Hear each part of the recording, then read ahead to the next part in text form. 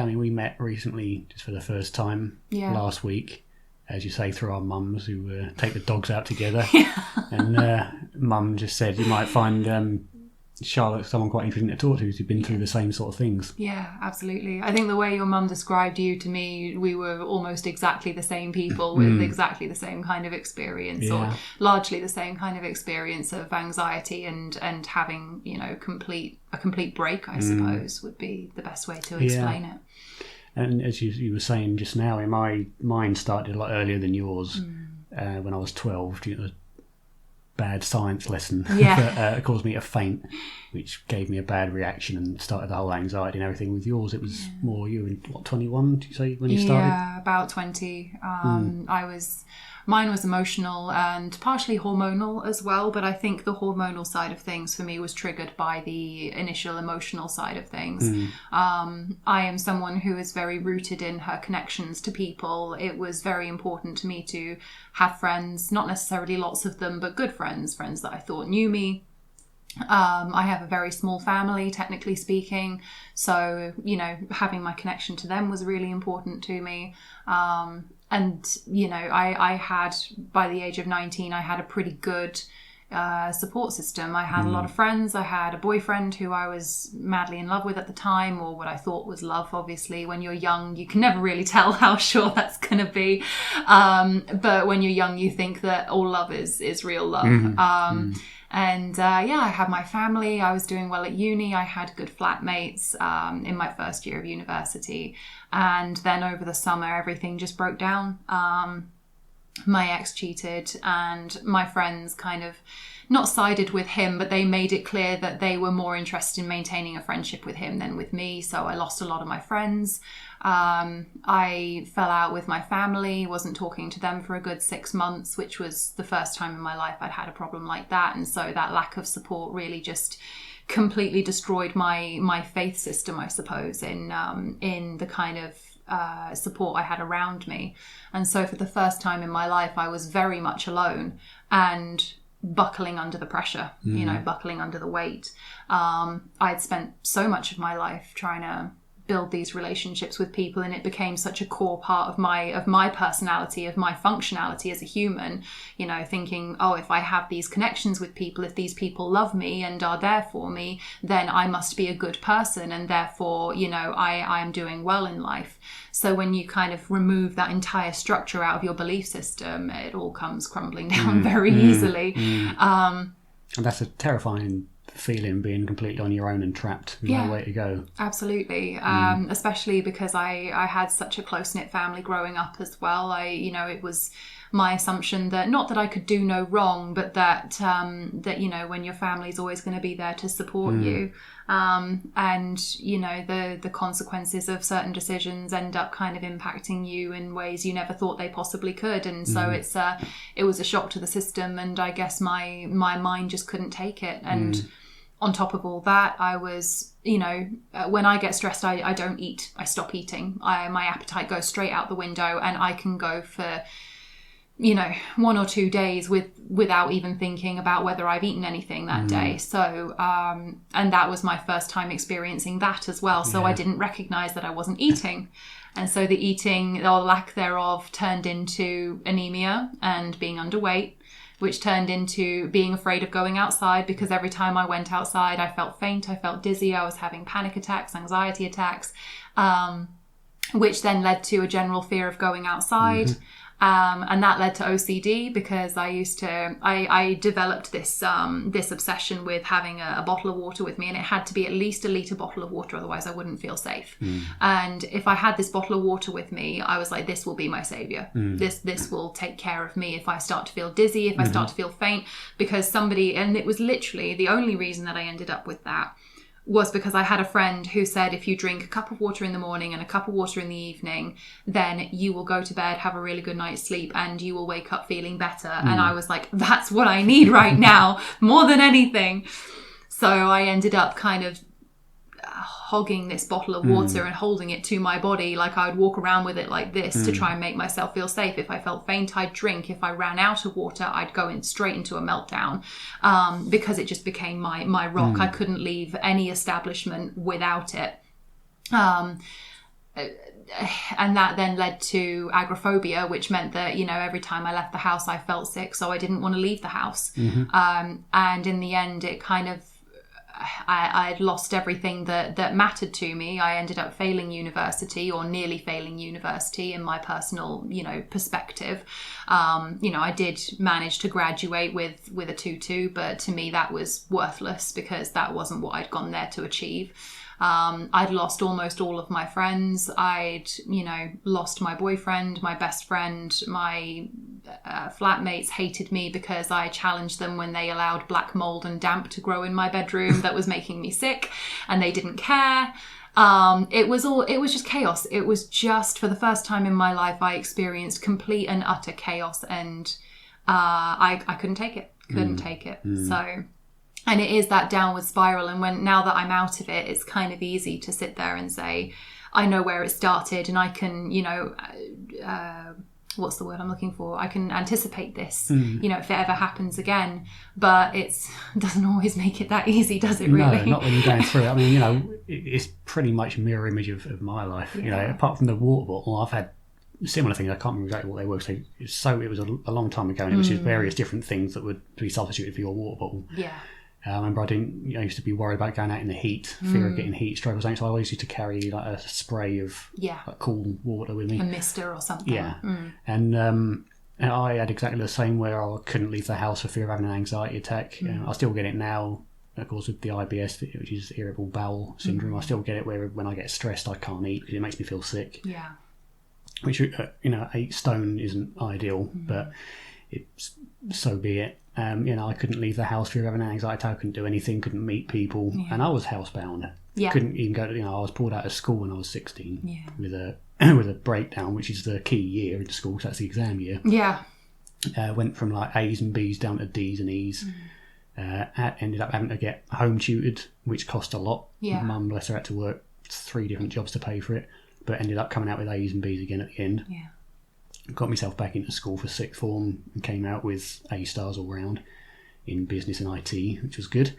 And then it's just from there, it's just a long slog of repeating the cycles, getting used to it, having the bad times, trying to kind of learn how to go through them while they're there. While they're there, it's difficult. In hindsight, it's easy to see how you should have coped with it. But in the meantime, when you think you're about to keel over and die, it's not particularly easy to manage. No, and that's it. And it's, I think it's, you know, that misconception. I mean, most people, it's one of those things where when you're in it, you know what it feels like. If you've never been in it, you cannot possibly imagine what it's like.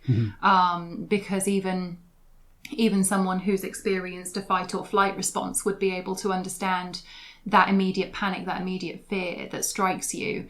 And that is something that is hardwired into your brain. That is animalistic instinct at that point. That is your brain telling you, you know, it's like how dogs, for example, not comparing humans to dogs, but, you know, we all are animals to some degree. We all have that same biology that tells us when something isn't safe. You know, if a dog runs face first into a glass door, for example, it will then learn that all doorways are bad.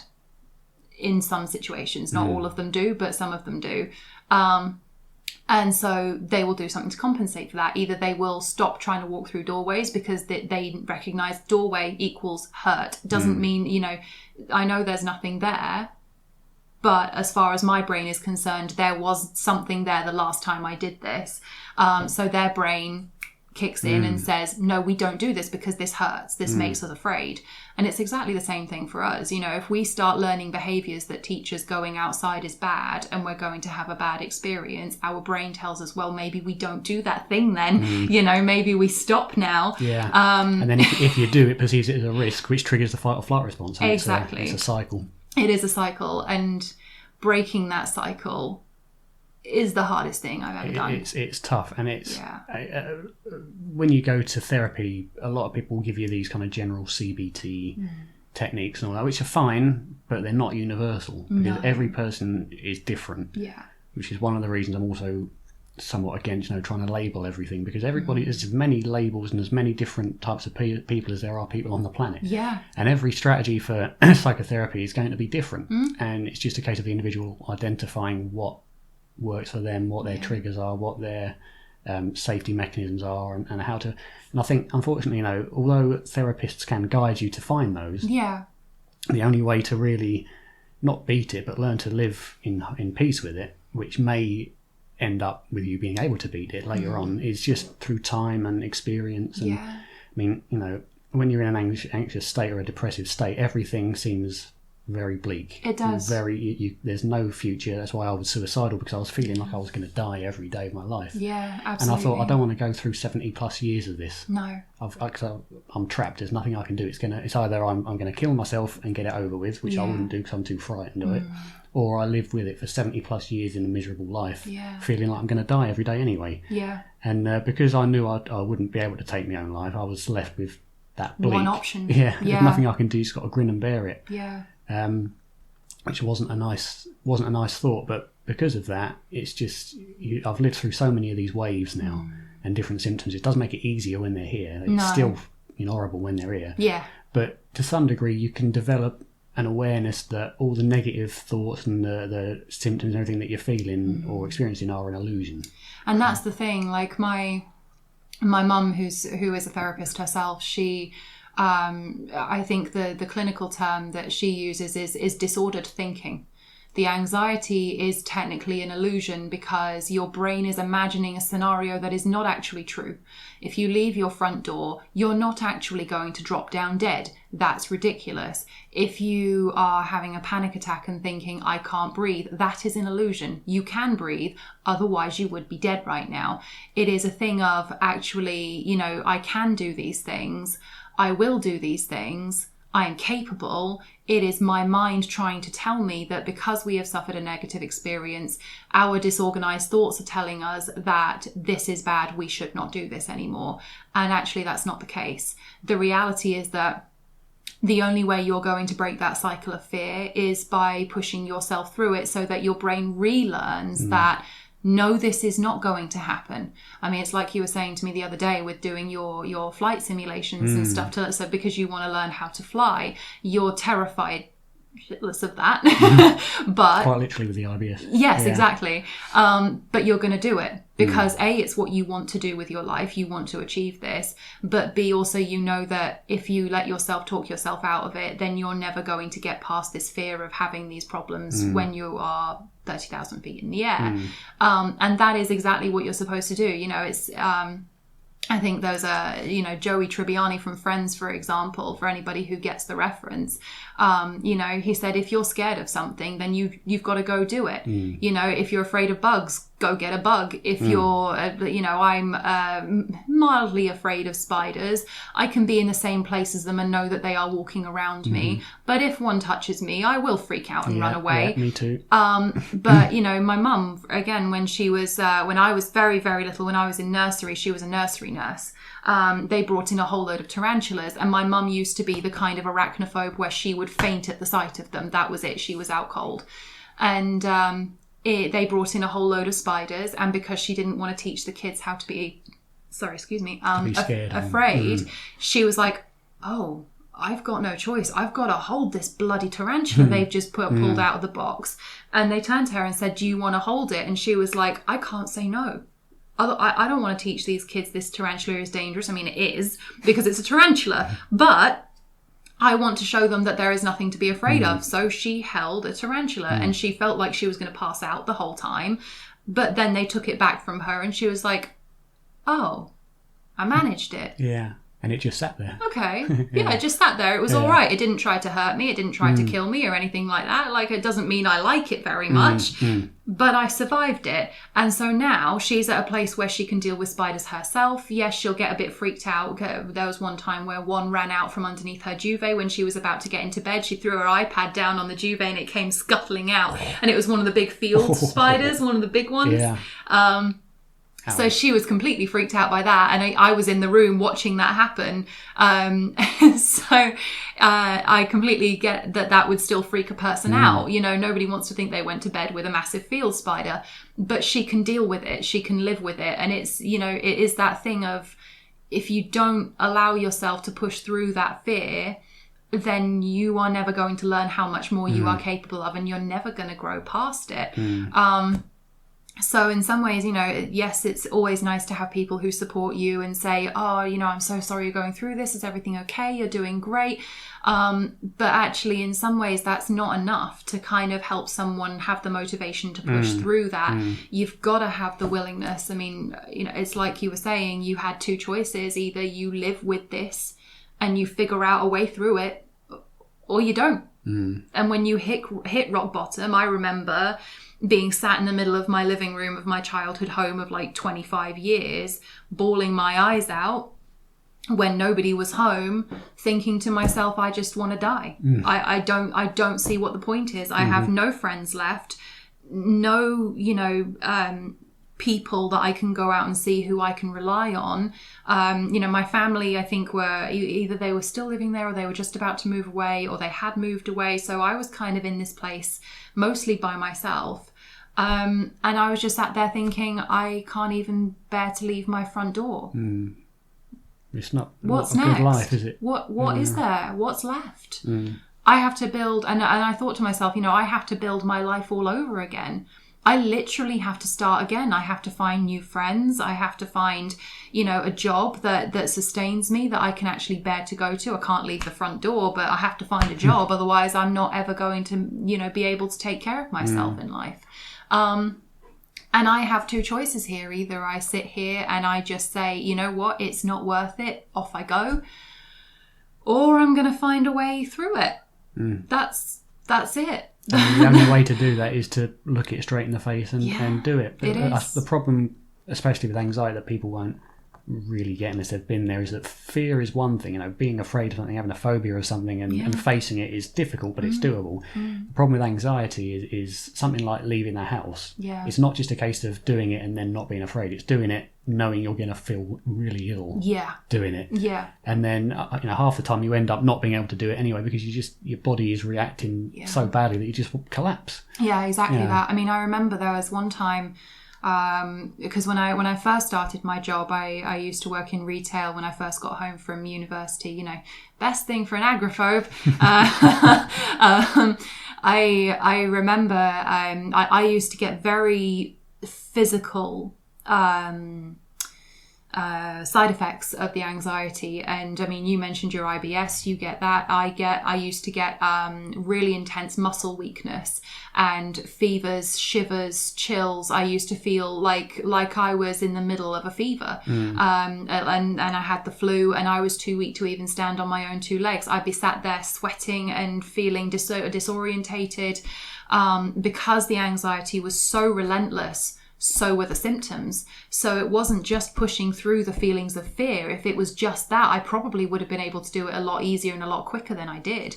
It's the physical symptoms as well. And especially if you are, I mean, I am a hypochondriac. I will admit, I get, very concerned when I feel even the slightest change in my own body. I will completely melt down and think to myself, oh my God, have I got some type of cancer? Am I dying? I do exactly the same. And it's awful. And especially when you're suffering from that kind of anxiety and your mind is already capable of overthinking to that degree, it's just a recipe for constant disaster. It is. And unfortunately, being a hypochondriac is often seen as like a way of getting sympathy, and for a lot of people do it for that reason, to get sympathy. But being a genuine hypochondriac or having genuine health anxiety is a fucking horrible thing. It's absolutely horrible, and it's very. That is why I wanted to take my own life. I was tempted to take my own life at 16 because I was just feeling so ill and always worried about that there was something seriously wrong with me. I still get it now. With the IBS, I always wonder, is it a bowel cancer? Is it? And well, with that kind of pain, I mean, what else can you think? It's the pain. It's the loose bowel movements constantly. It's not nice, and it's just, even though I've had it for years now and nothing's ever gone wrong. No. And I've had tests and I've had the camera up there to make sure it's all right. Apart from a couple of hemorrhoids, it was fine. But even now I still get it, and I still worry there's something seriously wrong here. Yeah, absolutely. And, that is a genuine hypochondria or genuine anxiety, health anxiety is horrible to live with. I mean, I get, because I'm probably doing it now actually, my posture is bloody awful. And I'm 6 foot tall. I've always been a head above everybody else, especially my other female friends. When I was in school, I was already up to about 5'11", 5'10", 5'11", and all of my friends were down at 5'5", 5'6". So they're all down here. And I already used to have trouble feeling like I could fit in with people at school anyway, but also being that girl that's heads and shoulders above literally everybody, including some of the boys. I used to get really self-conscious. So I grew up standing like an absolute idiot, shrinking myself. Yeah. So I now have, even now, I have a lot of nerve pain through my shoulder, behind my shoulder blade, that leads up to my neck, that leads into my head, into my skull. Constant headaches. Constantly feeling disorientated. I actually went to an antiques fair with my parents yesterday. I love antiques. I'm a massive fan of them. Can't afford them to save my life, but I love them. And I was just walking around, and I must have trapped my nerve while I was sleeping that night or something, or I must have knocked myself. But I had to actually sit down because I said to my mum, because my mum knows my anxiety. She knows what it looks like. And so I had to sit down, and I said to her, it's not my anxiety, but I am feeling anxious because I'm having symptoms that remind me of where I was when I was anxious. So I didn't need to panic, but being a hypochondriac, experiencing symptoms that remind you of your anxiety, and also still knowing that your anxiety affects you sometimes, it was just, I nearly felt like my feet were going to fall out from underneath me, and I had to go and sit down. I had to drink some water, and just to kind of calm myself down. But even now I've got that pain running through here, and it's like a constant inner monologue. You have to remind yourself, this is not anxiety. Nothing's going to happen to you. Even if you do pass out because you're a bit disorientated because you've got a trapped nerve or something, it's fine. You're okay. But that anxiety just throws it through the roof. I knew that yesterday, if I'd left it for much longer, I was going to have an anxiety attack.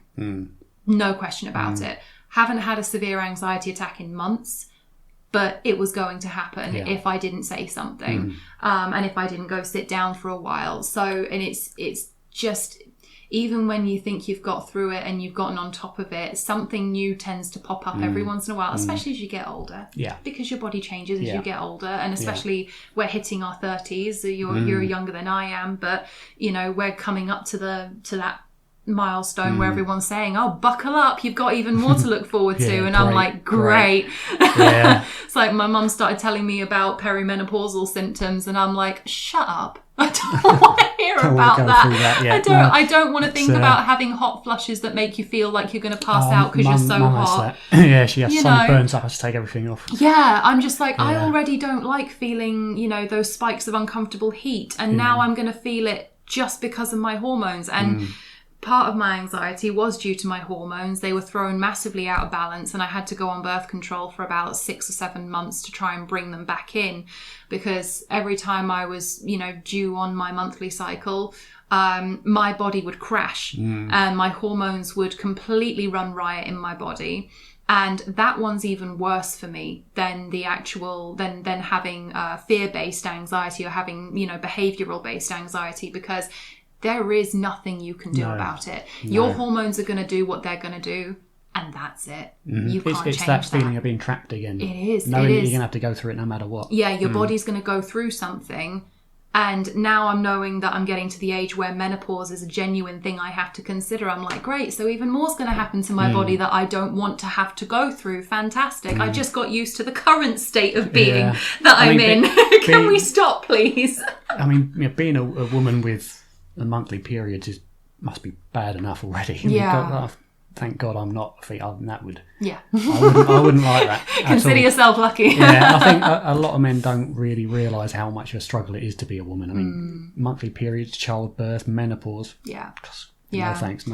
I mean, I've had partners that wanted children, and for me, children is just not on the table, not in the least, because of my anxiety. Not only because of how much it affects my personality, affects it anyway. I am quite an introverted person. I absolutely need my own space. I cannot have people pawing at me. I get anxious when I'm not allowed my space, when I'm not given the space to be myself and to be free to be that person. I get very anxious in that alone. But also the thought of pregnancy, no. There is no other word. It's just no.